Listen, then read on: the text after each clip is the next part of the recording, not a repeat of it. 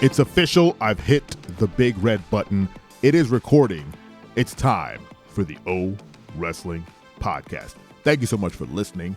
Make sure to hit that bell on YouTube and subscribe to this podcast if you have not already on any and all platforms. That's right. Get it on Apple. Get it on Spotify. Get it on Amazon.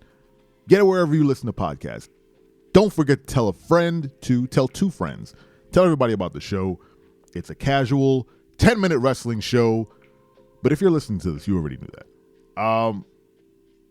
It's been a week of wrestling, y'all. It's been a week. Before we get into it, just some housekeeping.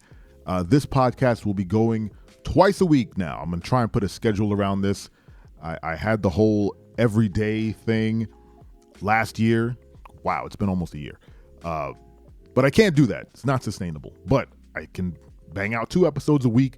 So we're going Tuesdays and we're going Thursdays for now to see how that works, to get some consistency in your life. You get it from the Old Wrestling Podcast.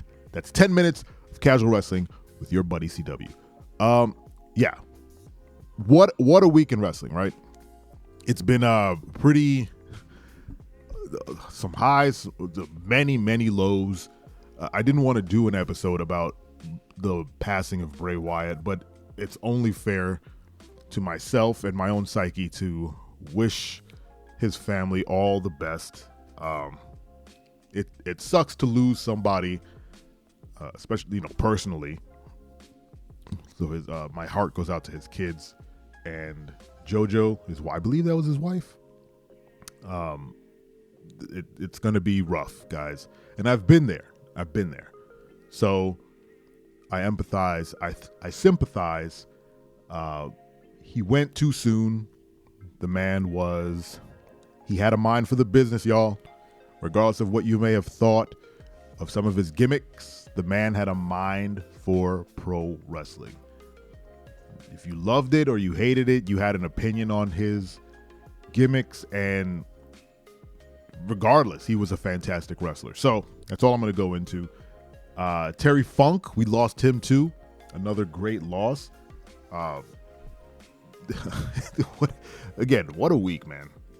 Just kind of putting the pieces back together. And then Bob Barker died too, which, I mean, if you're young, you probably don't even know who Bob Barker is, but that was our generation's, like, you're home from school on a sick day, Bob Barker was there to keep you entertained. The Price is Right. My man was there for you. 12 o'clock, 12 noon on CBS.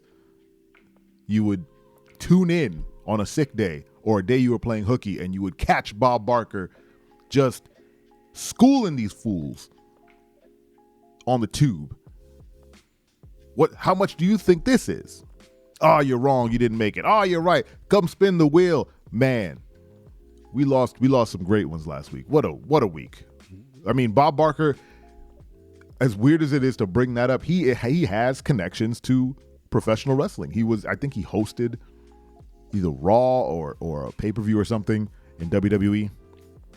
So he has connections to professional wrestling. So it all fits. So R.I.P. to the legend Bob Barker, R.I.P. to the hardcore legend Terry Funk, and R.I.P. to the gone too soon Big Bray Wyatt. Just a shame. And then in the world of actual wrestling, like the actual act of professional wrestling, what is it? All In happened? AEW's All In. I didn't watch it because, I mean, who has the time? And also, who has the money? I couldn't afford that. But that happened, and apparently there was some issues with CM Punk and Jack Perry getting into scuffles backstage. Now, I don't watch AEW because I don't have any of the channels that they are on, and I refuse to pay Bleacher Report for pay-per-views. But I do keep up to date with the rumors and the news that, come through the feed for AEW. And it sounds like CM Punk is a terrible employee. Everything I read is just all these issues that he's having, pushing people up against walls and, telling people that he wants to go fight outside. And now Jack Perry's headbutting people and they're arguing, and Tony Khan's not doing anything, publicly to kind of quell a lot of this. And I did a whole episode about CM Punk that I'm not going to put out because honestly, I did it like 3 weeks ago and a lot of dated references, and maybe I'll put it, I don't know. But I don't think he's good for that business. It's just not worth it. I don't think I've ever heard of a man who had an entire program given to him. I brought this up to Dad's First Time. Shout out Dad's First Time, who is my professional wrestling expert. And I said, has there ever been a person they've had a show built around them completely? And he mentioned The Rock, which I had in mind, but that reference doesn't work because SmackDown was just a show named after his catchphrase. He wasn't like featured on the show. He was on Raw and SmackDown, right? He was just a key player in the WWE at the time. CM Punk, they built AEW Collision around him. The entire roster is picked as people who want to work with Punk. It's people who won't have issues with the man. And the other shows, Dynamite and everything, they have everybody else. So when you get to Wembley Stadium in All Out and everyone's under the same roof, stuff got heated. And it just seems like all the rumors, again, this is all rumors, that come out of AEW seem like Punk is in the center of a lot of drama. And I don't know if that's worth it.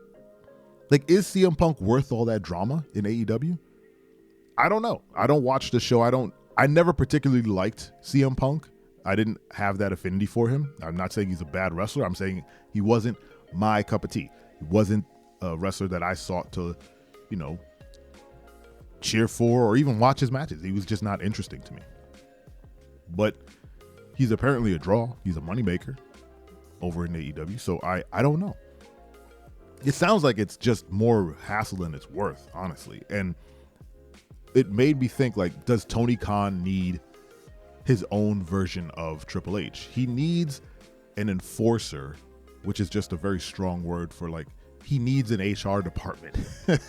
He needs somebody, if he wants to book the matches and book the shows and be his own version of what Vince was in the 90s, he should do that.